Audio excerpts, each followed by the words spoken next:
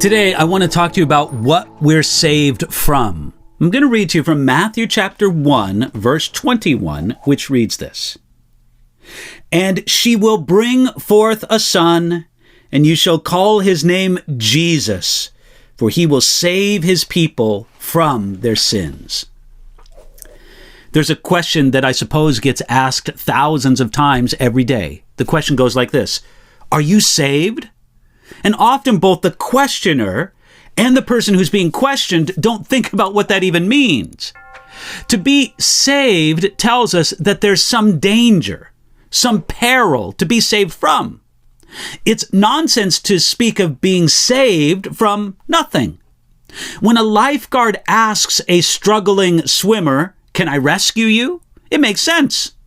But if a lifeguard asks a swimmer who's in absolutely no trouble at all if they want to be rescued, the question just seems out of place.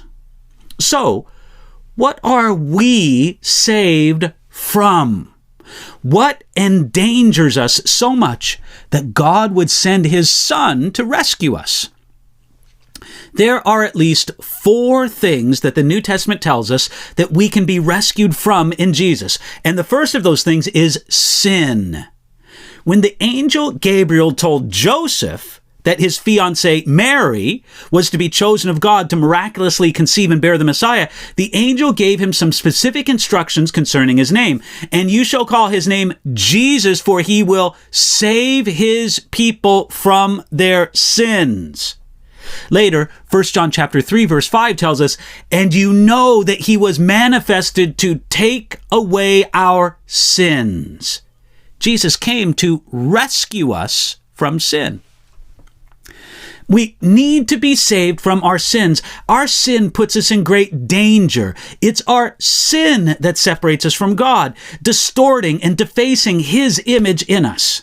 Sin makes us guilty before his court of justice. Sin ruins our relationships among other people. In one sense, the very root of sin is selfishness. One man noted that at the very center of sin is the letter I. That self-seeking, self-will desire infects every aspect of man's being and world in one way or another. Before his career in politics, Abraham Lincoln was a prominent citizen of the city of Springfield, Illinois. One day, his neighbors heard his children screaming out in the street. Alarmed, one of the neighbors rushed out of his house, and he found Lincoln there with his 2 sons, both of whom were crying uncontrollably. "Whatever's the matter with those boys, Mr. Lincoln?" the neighbor asked. And then Abraham Lincoln said this: "The same thing that's the matter with the whole world," replied Lincoln.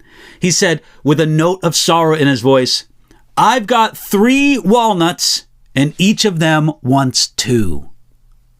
Now, Lincoln's remark had the ring of truth about it. The source of so much evil in this world is the self-willed desire in every one of us. God's plan is to change our hearts from self-interest and to give us access to the power that we need to defeat sin.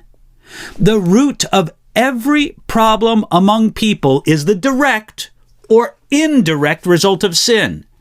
And Jesus came to rescue us from sin and the tyranny of self-will by the plan of his grace.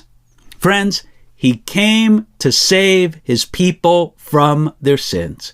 Are you numbered among the people of God today? Then thank Jesus for it and ask him to fill your life with the grace and the power for you to walk rightly before him today.